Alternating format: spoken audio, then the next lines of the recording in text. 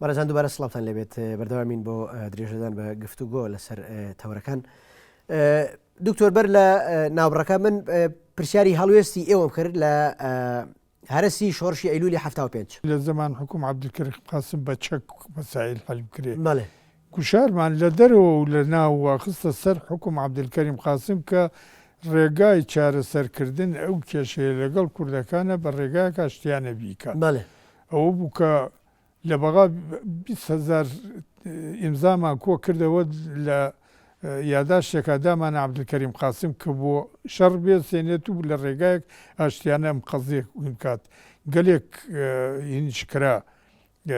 خۆپیشادان کرا بۆ ئەو مەسەلەیە. لە هەمان کاتشا داوامانە کرد لە کوردەکان ئەگەر ممکن بێ عەبدولکەریم قاسم ڕێگای ئاشتیانە بگرێت ئەوان ئەوە ڕەفز نەکەن. گەیشتە ڕادەیەک عەبدولکەریم قاسم لە هاتنیەکیا بۆ دەربەنی خان ئیعلانی کرد کە شەڕ دەستی پێکرد و ئیعلانی کرد کە شەڕ ڕەوێستێنین و عەفەڵڵا و ئەما سەلەف با ئێمە ڕێگایە تری و سەحیفەیە تری سپی بکەینەوە لە بین ئێمە و لە بین کوردەکانە. بەڵام هیچ هەڵویستێکی نەبوو، بەڵێنێکی نەبوو کە لەسەر ئەساسێک سیاسی کێشەی کورد حەل بکە. ئەوە تەبان کەم نەبوو کە لە دەستور عێراقا بۆ یەکەم جار دائەنرێ کە کورد و عەرەب هاوبەشن لەم نیشتمانەیە. لەبەرەوە گەلێک مەسائلشی کرد، مەسەلەی ئازادکردن بارزانیەکان لە حەبسخانەکان و گەڕانەوەیان بۆ وڵاتی خۆیان و ئەمانە. حتا نەک ئێمە بەڕێز مەسعود بارزانیش لە کتێبەکەیە ئەڵێ من ینی هیوام ئەوە بوو، ئەمەلم ئەوە بوو کە ئەم شەڕە ئەگەر ئەم شۆڕشە کە ڕوویدا لە زەمان عەبدولکەریم قاسم نەبووایە، یا لە پێشەوەیە لە پاش ئەوە بووایە. چونکە عەبدولکەریم قاسم گەلێ شتی بۆ ئێمە کرد و گەلێنی کرد. ئێمەش تەرەفدارەوە بووینەوەمانزانی نەتیجەی چییە بێ، یعنی نەتیجەیەوە سەرکەوتن نفوذ استعماری بەسەر هینە. کە ئینقلاب 63 بوو، ئینقلابیەکان ئەیانوت ئێمە لە شیوعیت بەولاوە دوژمنمان نییە لە عالەمە، یعنی دوژمن استعمار نین. لەبەرەوە معلوم بوو نەتایجی چی بوو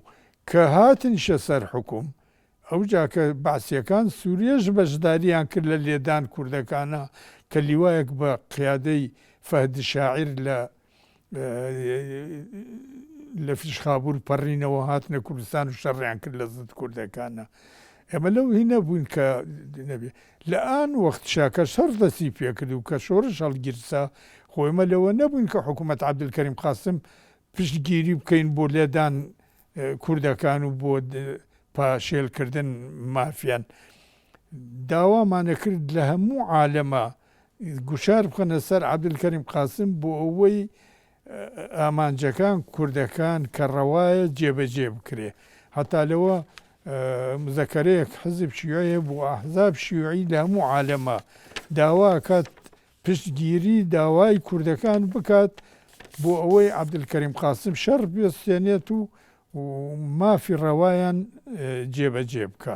ئێمە مووقفمانەوە بوو فەرقمان لەبین ئەوە کرد کە بە چ سلوبێکرێ و لەبین ئەوەش کە ئەو مافەی کە داوایەکەن مافی ڕەواییانە. بەڵێ باشە، بەڵام ئەوترێت لە 2 مانگ دوای هەرسی شۆڕشی ئەیلول دکتۆر مکەڕەم تاڵەبانی کە ئەو کات سەرنووسەری گۆڤاری ڕۆژی کوردستان بووە لە ژمارە 27 حوزەیرانی 75 وتارێکە نووسێ لەسەر هەرسی شۆڕشی ئەیلول دروس وعیبرە من انهیار التەمەرد الرەجعی فی کوردستان. ئەمە مانشێتی ئەو وتارەیە کە تۆ نووسیوتە پاش شۆڕشی 75 بوو. بەڵێ شۆڕشی 75 لێ من لە پاش لە شۆڕشی 75 ئێمە ئامادە نەبووین، ینی لەو ئینە نەبووین کە چەک هەڵگرین بەرامبەر شۆڕش. بەڵام کە مەلا مستەفا ئەمریدا لە شیوعیەکان بدەن ئەوجا کە مەجبوورن ئێمە چەکمان لەگەڵ حکوومەت هەڵگرت بەرامبەر مەلا مستەفا. چووەمان زانی مەسەلەی ئەمریکایە، دەسیسەی ئەمریکای تایە. هەتا لە پاش کوژانەوەی شۆڕش و ئەو شکستەی تووشات مەلا مستەفاش لە هەمان باوەڕا بوو. ئەیوت ئێمە نەمانەزانی ئەمریکا ئەم پیلانەیە بمانزانە ڕێگای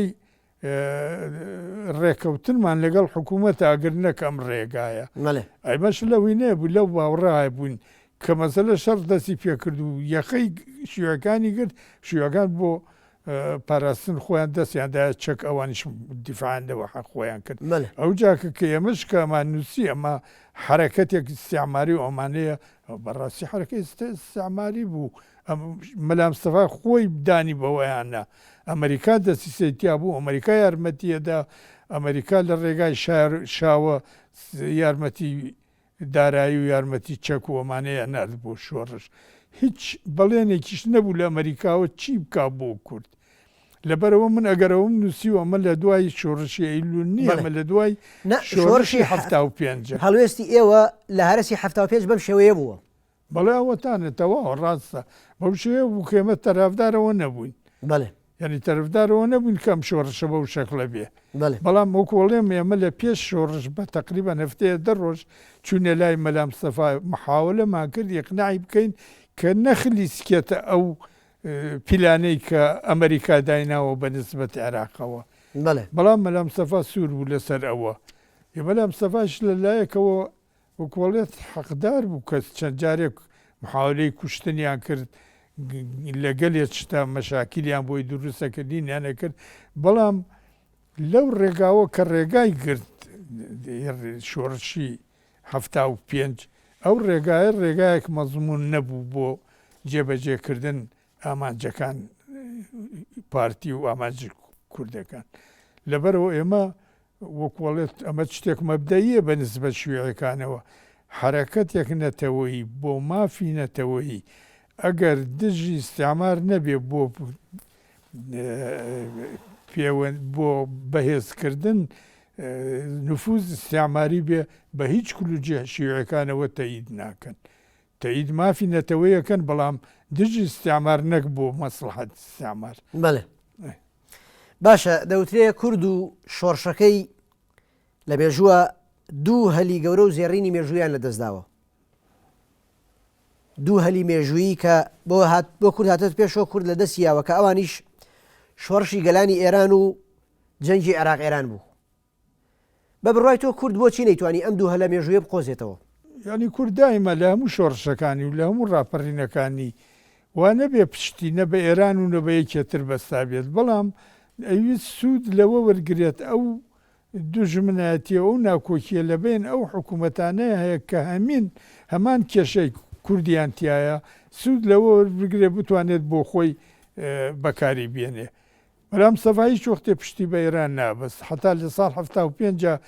کە شا ئێران تو ئێمە یارمەتیە دێن و تو ئێمە بڕوامان بەوە نییە ئەبێت دەوڵەتێک گەورە پشتگیری بکایەڵە ئێمە بڕوای پێکەین لەبەرەوە ئەمریکا ئەو بەڵێنەیدا کە ئەو مستعیدە لە ڕێگای شائێرانەوە یارمەتیندا وەکوڵێم کورد سوودی لەو ناکۆکیە وەرەگرت لە بین ئینە ئەوە کۆ بینیت کوردەکان لە عێراق وەختێک کە شکستیانێنە ئەڕۆیشتنە ئێران کورد ئێران کە شکستیانە هاتنە عێراق ئەو وەختە حیزب دیموکرات کوردستان ئێران کە قاسملو سەرۆکی بوو لە بەغا بوو من هەموو جارێککە وەخت هاتم بۆ توێژ لەگەڵ کوردەکانە لەگینا لەگەڵ ئەوە یەکتریمانە بینی کە تەنسیق لە بینمانای بێت چۆنی کێشەیەک کورد لە عێراقا حەل بکرێ ئەو جاکە ئەو لە بەغا بوو سەدام حوسێن پشتگیریە کرد یارمەتیەدا لە زەد ئێرانیش پشتگیری و یارمەتی ئەمانەی کوردەکانیەدا کورد عێراق لە زەد حکوومەت عێراق بەو سوورەتە بوو بەو هی نەبوو کورد لەوەیە سوودی وەرەگرت بەڵام نابواە کێشەی ئەساسی خۆی بکاتە ڕائن بۆ ئەو سوود وەرگردنە ئەوەیە باشە بە بڕای تۆ خاوەنی نزیکی 7 ساڵ ئەزمموی سیاسیت بە بڕای دکتۆر مکەڕەم تاڵەبانی کورد بە درێژایی مێژوو توانیوەتی دۆست و دوژمنەکانی خۆی بناسێت کێشەیەک هەیە لە وڵاتێکە ئەمریکانەی کردەوە بەڵام ئەمریکا استفادەی لێکە ئەتوانێت بۆ خۆی سوودی لێ وەرگێت دەستی تیا شۆڕشێک کورد ئەمریکانەی کردووە ئەگەر زروفێک وان هات بێتە پێشەوە کە ببێتە سەبەب نیگەرانی ئەو لایە مەجبور بێت دەست بداتە چەک وڵاتێتری نەیتوانیوە بیکات بەڵام ئەوە گەیشت بۆ حەدێکی تر ممکن نەبوو کوردەکان لەگەڵ حکوومەت باسە بژێنیا لەگەڵ حکوومەت عەبدولکەریم قاسم ئەو کێشەیە مەوجودە ئەو کێشەیە جیهەتێکتر داینەمەزران و دروستی نەکردووە مەوجودە و ئەوان تێن سوودی لێوەرەگرن و سوارێ بن و بۆ بەرژەوەندی خۆیان بەکاری دێن لەبەرەوە ئەگەر بڵێ این 61 ینی شۆڕشی ئەیلولی 61 ئەمریکا کردێتی نەخێر ئەمریکا هەرسی 75 کە ئەمریکا پەیوەندی لەگەڵانە دروست کرد لە زروفێکا بوو گەیشتە حەدێکی ترە بۆیە بتەقەیە لە بینیانە ئێمە گەلێ محاولەمان کرد گوشار بخێنە سەر حکوومەت عێراق ئەو ڕێگایە نەگرێت گوشارش بخێنە سەر مەلا مستەفا کە ئەو ڕێگایە نەگرێت بەڵام لە توانامانە نەبوو گەیشت بوو حەدێکە ئەو لێکدانە دەستی پێکرد ئەمریکا ئەوەی ئەزانی پەیوەندی لەگەڵا کرد داوایە کرد کە ئەو مەسلەی ڕوو بدات و بۆ بەرژەوەندی خۆیان بەکاری بێنن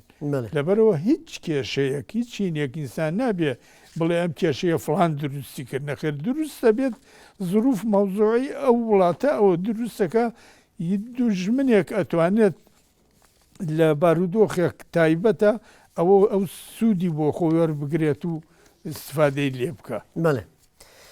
باشە لە پاش هەرسی شۆڕشی ئەیلول لە 75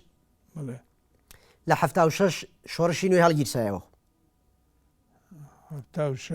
شۆڕشی نوێ هەڵگیرسایەوە هەڵوێستی ئێوە لە هەڵگیرسانەوەی شۆڕشی نوێ چی بوو؟ تەمان ئێمە تەرەفدارە ئەو بووین ئێمە لە وەختەشە عەلاقەمان تا هات لەگەڵ حزب باسە لاواز دەبوو گەلێک کێشە کەوتبوو بین ئێمە باسە یەکێک لەوانە مەسلەی کێشەی کورد بوو مەسلەی دیموقراتێت بوو مەسلەی کێشەی کورد بوو مەسلەی بازێک هەڵویست و لە بازێک مەسایل ئۆمانەیە کە کورد دووبارەش ینی شەڕ لە کوردستان هەڵگیرسە ئێمە گوشارمانە خستە سەر حکوومەت بەعس کەمە بە ڕێگایەک سلمی حەل بکە بەڵام لەو بڕواایە نەبووین حکوومەت بەعس کە ئێواش گۆڕانکاری تیاکرا تا گەیشتە حەدێک ئەوە ئیتر خۆشی توانای ئەوە نەبێت ئەو مەسایلانە ئەو کێشانە بە ڕێگایەک ئاشتیانە حەل بکە ئەو هینیە کرد هەبەرەوە ئێمە وەکوڵێت پشگیری قەزەی کوردمانە کرد لەلایەک و لەلای ترشە گوشارمانە قسە سەر حکوومەت باس کە کێشەیە لە ڕێگای ئاشتیانە حەل بکات ماڵوستمانەوە بووە بەڵام تۆ لە ژمارە 42 گۆڤاری ڕۆژی کوردستان وتارێکت نووسیوە لەسەر شۆڕشی هەڵایسانی شۆڕشی نوێ تۆ لە ژمارە 42 لە گۆڤاری ڕۆژی کوردستانە وتارێکە نووسی بە ناونیشانی سەرکۆتەڵەکەی ماوە پێمان بەهاڕن ئەزانمەوە مەبەست لەم وتارە چییە ئەوە زانی سەبەبی چی بوو بەڵێ ئەمە لەو ساڵەیە کۆنگرەیەک خوێندکارانی کورد لە ئەڵمانیە دانرا بەڵێ منیش بان کرابووم وەکو نوێنەری حزبی شیوعی کە بچم بەشداری بکەم جەماعەت مام جەلال و ئەوانیش چوون بەشداریان کرد لەو کۆنگرەیە جەماعەتێک لە ئەڵمانەکان لەوەیە بوون هاندان کوردەکان بدەن بۆ دروستکردن شەڕ لە کوردستانە ئێمە تەرەفدارەوە بووین ئەمە بە سوورەتێکین حەل بکرێ لەو کۆنگرەیشە مەشاکیل لە بین جەماعەت بارزانی و جەماعەت مام جەلال و برایم محمەد گەیشتە حەدێ لە ناو کۆنگرەکەیە دەستکەنە جینێودان و قسەکردن بە یەکتری هەتاش وتوێژە زۆر تون و تیژ لە بین دکتۆر کەمال فواد و دکتۆر کامێران بەدرخانە ڕوویدا لێوانە ئەڵمانەکان کە وەکوڵێت نەوتیانە کردە سەر ئەو ئاگرەیە ئێمە محاولەمانە کرد بەو جۆرە نەبێت خۆیمە لە وەختەیە ئێمە لەگەڵ مەلا مستەفا بووین یعنی لەگەڵی نابووین لەو کاتەیە محاولەمانە کرد بەو جۆرە نەبێت کە هاتینەوە من ئەو مەقالەیەم کە نووسی ئەڵێم سەر کۆتەڵەکەی ماوە پێمانی بەهاڕن ئەوە وەکو مەتەڵێک کوردی هەیە لەسەرەوە بەیانم کردبوو لە هینەکە یعنی ئەم هەموو کارە ساتتان بەسەر کوردستانە هێنا و کورتان دەفع کرد بەو شەکلە و بەو هینە ئەتانەوەی ئێستاکە دووبارە کێشەیە تری دروست بکەن و ئەمەشمان دووبارە پێ بکەنەوە ئەوەی کە من لەسەر نووسم لەسەر ئەو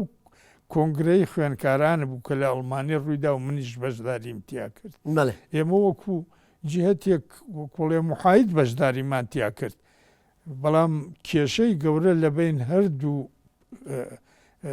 قسم پارتیار ڕوویەدا لەوێیانە و ئەڵمانەکانش قسمێکی تەرەفدار ئەم لایەنەگر و تەرەفدار ئەو لایەن کرد ئەم لایەن هانەدا دژ ئەو لا و ئەو لایەن هانەدا دژ ئەم لا گەلێک کەس بەشداری کرد و تایە ئەو مخالەیە لەسەر ئەوە نووسیم ئەمە خۆمان کێشایی خۆمان ناو خۆمانە حەلکەین ئێوە چ بەرژەوەندیەکتانەیە کە ئێمە دەفعکەن لە زدیەکتری ئەوە مەقالێکەیە باشە کاتێکە حیزبی شوعی شار بەجێ هێڵێ دکتۆر مکەڕەم تاڵەبانی تاکە شوعیەکە بێ کە لە بەغا ئەمێنێتەوە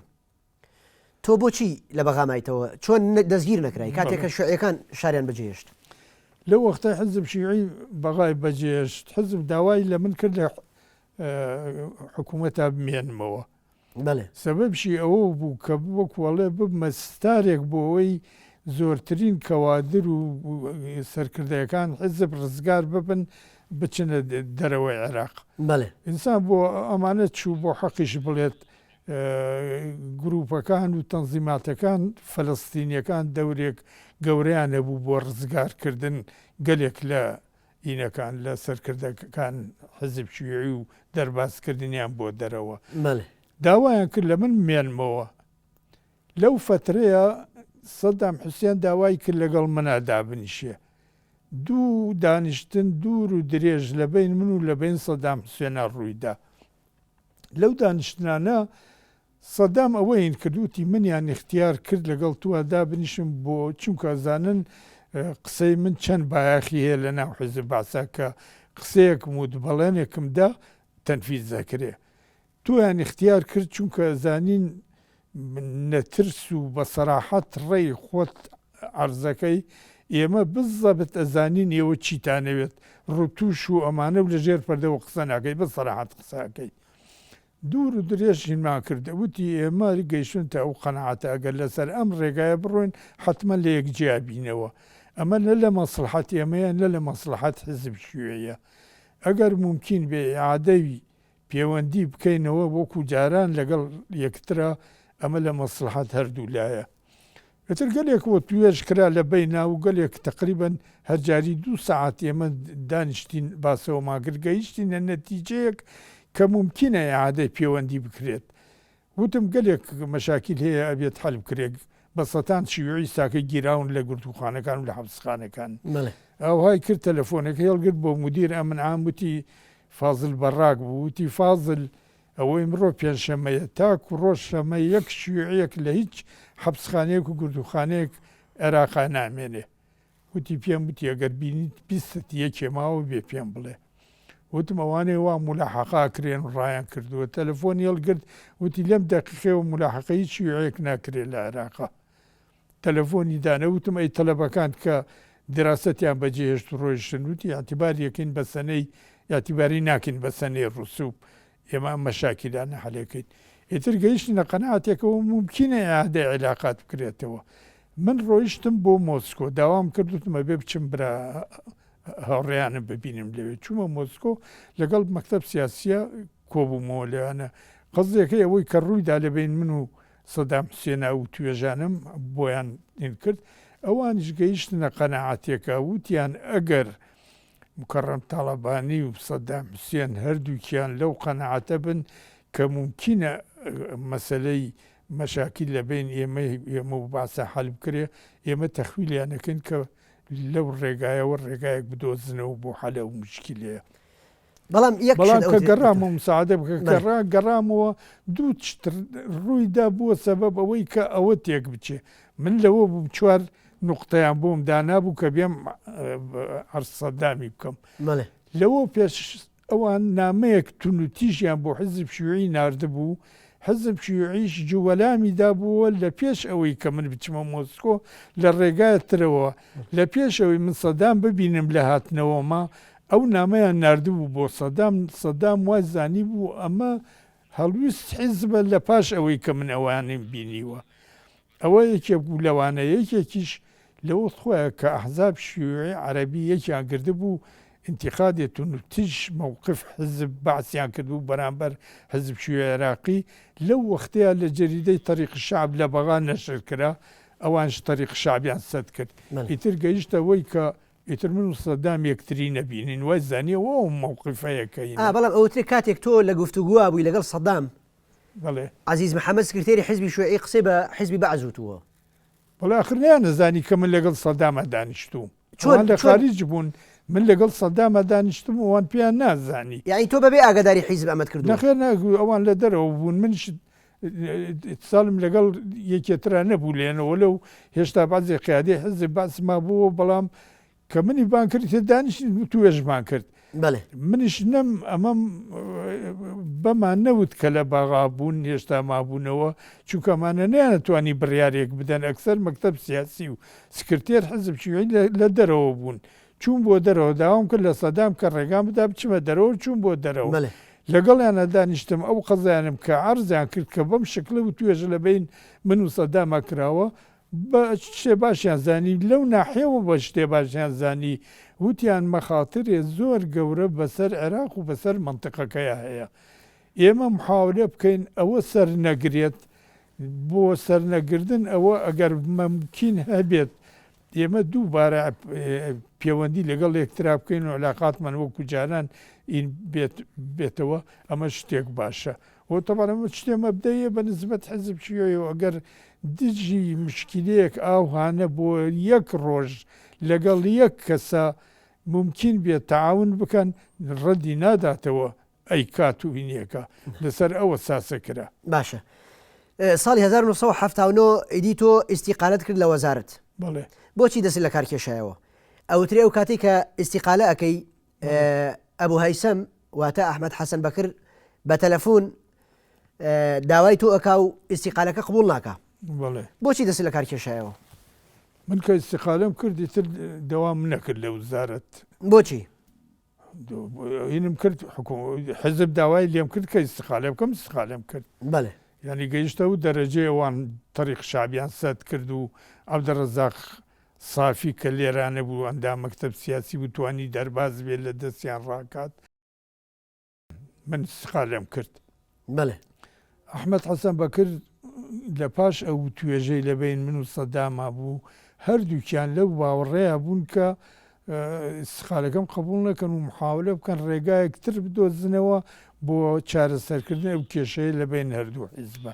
لەبەرەوە ئەحمەد حەسەن بەکر سێ جار ساڵی کرد داوای کرد کە ئیستیقالەکەم سەحب بکەمەوە وتم وەڵی بە نسبەت منەوە قەزێ تەواو بوو ئەگەر بێت و دووبارە علاقات لەبین هەردوو حیزبا بێ احتیمالەیە کێتری بێتە جێی من لە وزارەتە من هین ناکەم